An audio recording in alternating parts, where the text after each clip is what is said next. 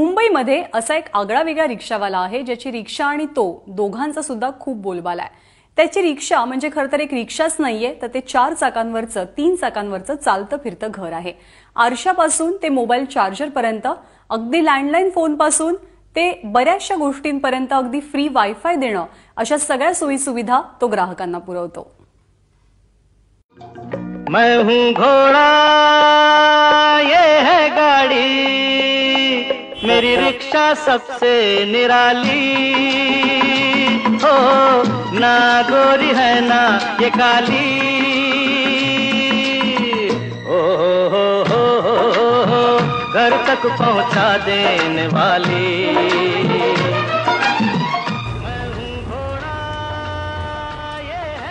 रिक्षामध्ये landline phone बघून तुम्हाला आश्चर्य वाटलं ना?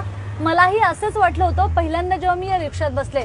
पण नुसतं लँडलाईनच नाही बरं का, अशा अनेक गोष्टी आहेत ज्या तुम्हाला या रिक्षात बसल्यावर एक वेगळा अनुभव तर देतात, पण आश्चर्याचा धक्काही देतात। खरं तर मुंबईकरांच्या मनात मुंबईच्या रिक्षावाल्यांची इमेज म्हणजे जवळची भाडी नाकारणारा आणि उद्धटपणे बोलणारा अशी आहे। पण या रिक्षात बसतात मात्र एक वेगळा अनुभव मिळतो आणि म्हणूनच या इथे बसणाऱ्या प्रत्येकाला वाटतं खरंच हा मुंबईचा रिक्षावाला आहे का? मेरी रिक्शा सबसे निराली हो ना। अहो काय नाही आहे या रिक्षामध्ये। संदीप बच्चे यांनी आपली रिक्षा म्हणजे जणू 3 चाकांवरचं घरच बनवलंय, कारण घरात असलेली प्रत्येक गोष्ट या रिक्षामध्ये आहे। सर्वप्रथम जेव्हा आम्हाला कस्टमर हात करतो ना, तर आम्ही आमच्या चेहऱ्यावर स्माइल आणतो आणि त्याला वेलकम बोलतो। नंतर आत बसल्यावर तो शॉक होतो, अरे बापरे बोलतो काय काय गाडीमध्ये। मग मी त्याला इंट्रोड्यूस करतो की सर तुम्हाला काय हवंय, गाणी ऐकायची आहेत, पिक्चर बघायचा आहे, सर तुम्हाला कॉफी प्यायची आहे का, तुम्हाला चॉकलेट्स हवे का, मागे चॉकलेट आहे, टिश्यू पेपर आहे, मोबाईल चार्जर पाहिजे का, फोन करायचा आहे, सर मी त्याला इंट्रोड्यूस करत राहतो। त्यामुळे त्याला असं वाटतं की तो त्याच्या घरात बसलाय किंवा ऑफिसमध्येच बसलाय, त्यामुळे त्यांचा रिस्पॉन्स खूप चांगला असतो आणि हे चांगलं शाबासकीची थाप मिळाल्यामुळे आणखी कॉन्फिडन्स होतो आपल्याला मेहनत करायला। तुमच्या मोबाईलचा बॅलन्स संपला तर फोन आहे, चार्जिंग संपलं तर चार्जर आहे, इतकंच काय इंटरनेट डेटा संपला तर फ्री वायफाय आहे। आजकाल प्रत्येक एरियामध्ये ना प्रत्येक जण आपापलं श्रेय लाटण्यासाठी आपापले बॅनर लावतात, आम्ही आणि वायफाय मी देतो करून, असं बरेच वेळा पाहिलं मी असं। मग मी असा विचार केला, आपण जर आपल्या गाडीत वायफाय सर्व्हिस कस्टमरला दिली तर याचं श्रेय कोणाला, फक्त आपल्यालाच भेटणार। त्यामुळे मी टाटाचा वायफाय आणि टाटाचा STD फोन लावला आहे। तर मला असं परवडतं कारण की मला जे काय मंथली बिल येतं त्याच्यामध्ये मला ते डिस्काउंट येतं 100 ते 150 रुपये, त्यामुळे मला परवडून जातं। संदीप यांच्या रिक्षामध्ये सर्वधर्म समभावही दिसतो, कारण गणरायांच्या बाजूलाच गुरु नानकही आहेत, मुस्लिम धर्मियांसाठी अल्लाहही आहेत, शिवाय सबका मालिक एक साई बाबाही आहेत। पण एक माणूस असा आहे जो संदीपसाठी कधी काळी देवासारखा धावून आला होता।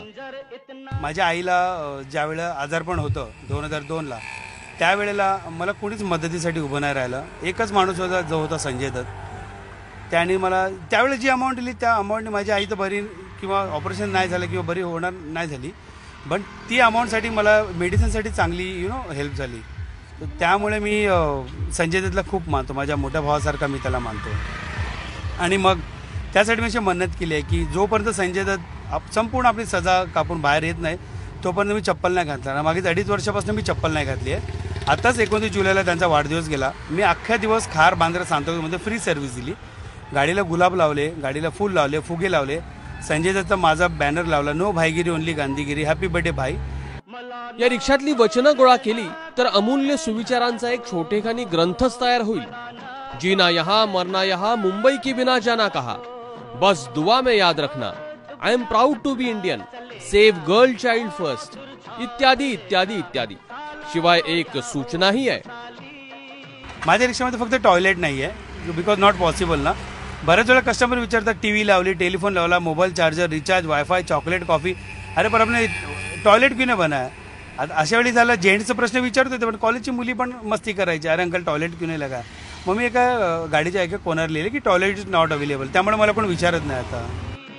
बरं, तुम्हाला बातम्या वाचायला वेळ मिळाला नसेल तर इथं रोजचे इंग्रजी आणि मराठी पेपर आहेत, रोजचे मार्केट अपडेट्स आहेत, पाण्याची बाटली आहे, प्रथमोपचार आहे, इतकंच काय अग्निरोधक यंत्रणाही आहे। शिवाय थोडी तरतरी हवी असेल तर फक्कड चहा देखील।